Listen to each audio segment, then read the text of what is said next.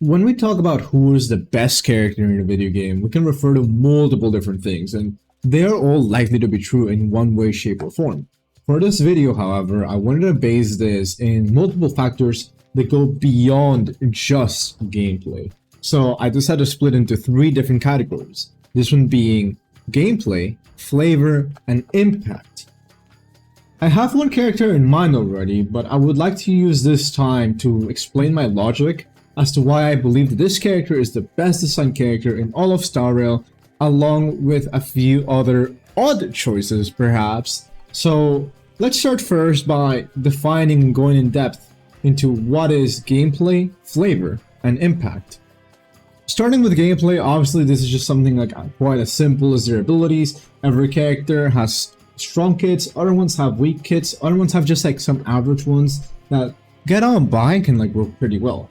And legitimately, like as an example of a very strong kid, you have a character such as Fu Xuan, who as a preservation character not only gives you a lot of layers of defense with her matrix of something, I don't remember the name because I don't have a Fu Xuan, but it gives you a lot of defense, it gives you a lot of survivability, and it even increases your crit rate, which is absolutely insane. While an example for a very bad kit would be that of Arlen, who does benefit from consuming their HP and, you know, like it increases his damage. And he also doesn't have to use skill points, which is honestly, you know, really good. However, there's the big problem that his attack stat leaves a lot to be desired, and he has the lowest defense in the entire game. Yes, the lowest defense on a destruction character that gets target often. It is just really awful, and it just hurts. It just really hurts to see something like this. Moving on to flavor, however, this would encompass most of a character outside of the terms of gameplay. And I will admit that this is something that is very subjective, and what I find to be the best may not be the same for someone like you.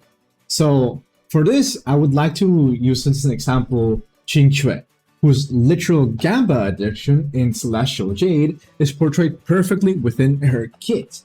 So it is just absolutely wonderful and amazing, and I just adore how well they've encompassed the whole trying to draw the actual Jades in order to do the massive amounts of damage. While the other example would be Silverwolf, who has amazing voice lines whenever, depending on the speed in which you're playing at, whenever you use her ult. And on top of that, when you use your skill, you even see a reaction from her face, which literally shows you when you fail the skill or when you actually land it properly for the effect where you implant the weakness. So that's also just beautifully done. On the opposite, however, I would have to mention Natasha. Personally, her regular skill just doesn't seem so flashy. It's just her waving her hand and suddenly you're healed. Which, to be fair, that's probably like a lot of the healers.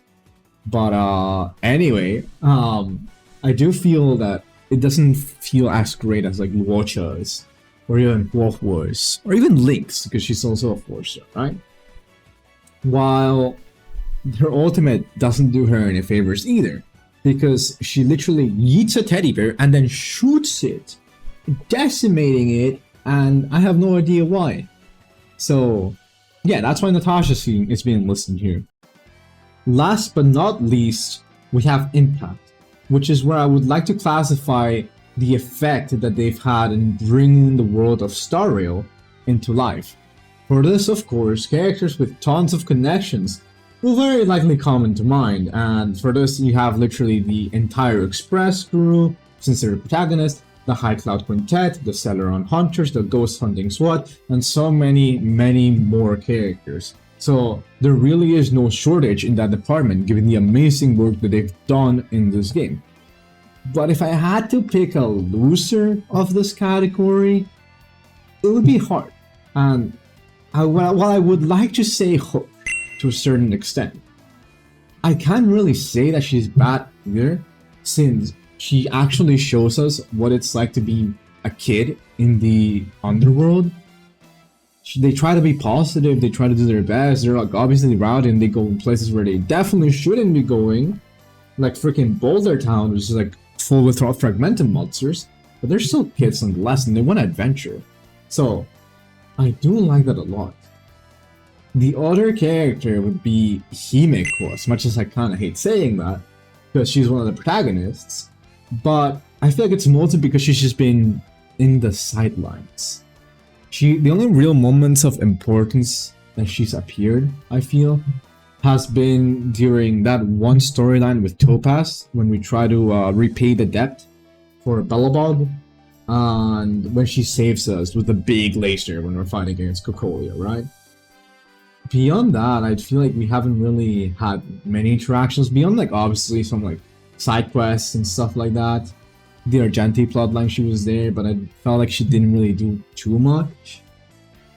And I can't really give much of an opinion, I'll be honest, because I'd never played Honkai Impact 3rd. So I am clueless in that regard, and I feel like I can't judge her that well.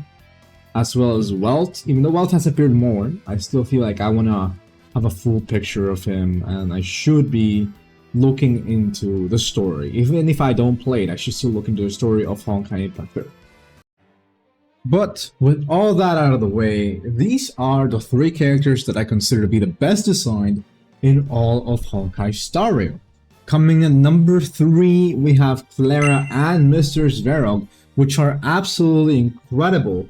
Maybe I just like the dynamic of them having like this parental bond with each other, but whenever I see them, it just like warms my heart. And gameplay wise, I adore the fact that Clara's kit is centered around counterattacks. Mr. Zverog being able to watch over Clara and protect her from each and every single one of the attacks is just absolutely amazing. And I just adore the fact that if anybody targets Clara, Mr. Zverog just spawns out of nowhere and shields her. Mr. Zverog is the one shielding Clara from these attacks, and that is just fucking incredible. And it is not only that, but whenever I actually use the ultimate, the fact that Clara gets targeted more often, I feel like I'm putting her in danger, but Mr. Zverog appears always. So I just feel like Mr. Zverog is there protecting my entire team. So it genuinely just feels like it's such a good combination of both the flavor of the character and the gameplay of the character. And what I adore about her impact in the storyline is how I believe she is the only character that we get from the side of the Vagrants. Like throughout the entire storyline in the underworld, the Vagrants were seen as enemies. But when you actually try to interact with Clara, she lives in the Vagrant camp with robots. And while they're not necessarily like all super connected, because Mr. Zverog appears to have like his own little lair with robots, she still cares for the Vagrants and wants them to be well. And it's like the closest we are to not seeing them as enemies in the moment, which I do find to be really cool, and it just makes everything from the chapter of Belobog so much neater. Moving on to number 2, surprisingly, of all characters, Genshin. Yes, fucking Genshin. Now, before you jump at me with your pitchforks and angry comments, hear me out. I acknowledge that his kit is not the best. Some may even call it dog shit. However, in all honesty, I really feel like it fits him perfectly. We know for a fact that he is a prodigy with how he fights with the sword, and the story itself praises him for being like this character, this kind of person that is like very skilled. Su Sheng, Bunaifen, Jing Yuan, all of them praise him for being so young and so adept with the sword. But realistically, he is still just a child, with an inflated ego at that. So, like, legitimately, he thinks he can beat Blade. And not only that, but when he actually stumbles onto Blade, he's also fighting in Bibiture Lune. And what does he do? He's like, oh shit, I can take them. Gets absolutely destroyed. And this is after getting annihilated by freaking Jing Liu, who was holding back because she was teaching him, but still, the fact that he had the balls to go attack two essentially like legendary warriors is insane. And just overall blows my mind. Heck, he even lost the sword to Gwynifen. And you can kind of see that he's like just getting absolutely shot on. Heck, even Kafka, you know, in the storyline for the Kafka companion quest, we have to beat him up under Kafka's command so that there's no like ill blood between us and the Lofu. So I find it to just be I find it bad that we have like beating him up so much. But again, it fits the way that his kit is. Like, look at it like this, right? He is so good, but at the slightest inconvenience, he loses confidence and begins to suck. Begins to be absolutely awful. When he gets the Soul Steel Sync or whatever his passive is called, he has essentially 100% crit rate. So your crit damage is going to go through the roofs and you're going to delete anybody on your way. But if anything, as much as nicks 1 HP away from Yanqing, it's fucking over. Like, his damage dies, his crit rate fucking under the ground, his ability to evade attacks gone. It just feels fucking awful, but it suits him. He's kind of just a doomer. And even then, the one thing that I always complain about him is his follow-up attack being inconsistent. But again, it does make sense that him not being the most experienced, like he is very experienced, but he's not the most experienced in combat, he still needs to hone his abilities in order to perfect that. So yeah, I may be coping a lot, and the truth is, that honestly might be the case. But I do like how Yanqing fulfills all these categories so well. And I know that I mentioned that gameplay is supposed to be like a big factor in the 3. And I like how it fits with the flavor mostly. So I'm counting that. Also, Yanqing is like, again, decently good. He's just very rough to pilot. You just need Jipard is like the thing that sucks. You may have probably noticed by now, but I do have a very big bias towards a character's flavor design. And heck, honestly, if I had to pick my top 4 and 5 characters for this, I genuinely would have gone with both Jingque and Silverwolf, which I had mentioned previously. And I just feel like the flavor is so important for a character, right? Because you wouldn't see someone as terrified of everything like Huohuo having a kit that involves taking self-damage, like Blades. Like, it would literally make no sense. If they gave like Huohuo's personality to Blade, it would make no sense. Or if they get Blade's kit to Huohuo, everybody like, what the heck? So, with that clarification out of the way though, I wanted to now say that my number 1 pick is none other than Jipard Landau. Now yes, this would mean that my entire top 3 is made up of standard 5-star characters. And honestly, I am as surprised as you might be. But after having looked into the characters, and again, from my perspective, I feel like he encompasses everything I like about a character. He is literally the embodiment of the phrase, "get behind me," a tank would have. His Splashard and Line Cone show so much conviction and strong will, and through every single moment in the story, he's always looking out for others, for his family, and for those that he cherishes most. He portrays himself as this cold, strong person through his unyielding will, but I do love the fact that even in the game itself shows you that he has a softer side to him. One that is very caring for his family, for both of his sisters, and he even likes to tend to his own garden. There's even a sticker that shows him watering flowers, which I find to be the most wholesome thing in the entire fucking world. Heck, we even learned that he was the one that drew the wanted posters in Jarrillo 6. for the actual Express crew and Sample. And while he didn't do the best of jobs, nobody had the heart to tell him that his drawings weren't good. And that just felt absolutely wholesome to me. And that was all just flavor, actually. And I know I'm probably very biased towards Shepard because it was the first unit I got. But even in his gameplay, everything here just shows himself as exuding so much character design. He carries around the guitar case that his sister used to use. He uses his fists because he's very adept at that.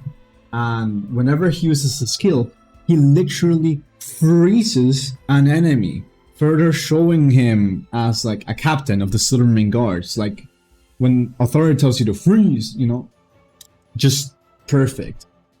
But nothing can beat Gepard's ultimate, I feel.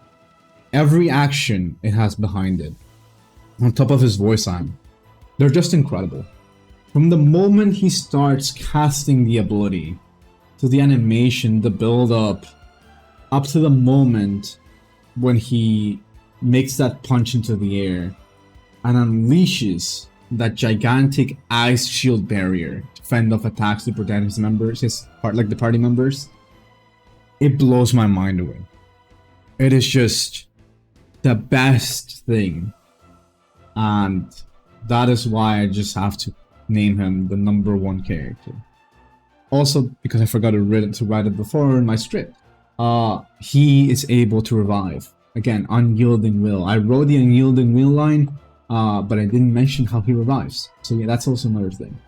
Regardless of it all, I just adore how amazing of a job they did with these characters. And thank you, Hoyoverse, for bringing in this amazing storyline to life. Now, hey, if you've made it to the end of this video, thank you very much for watching. I really do appreciate it. If you're into this kind of content, please be sure to click that subscribe button. It's free. It only takes you a second, and I promise you won't regret it.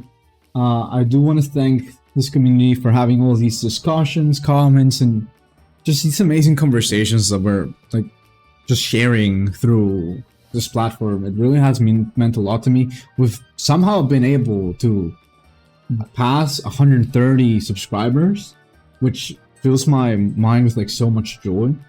Yeah, thank you again just for everything.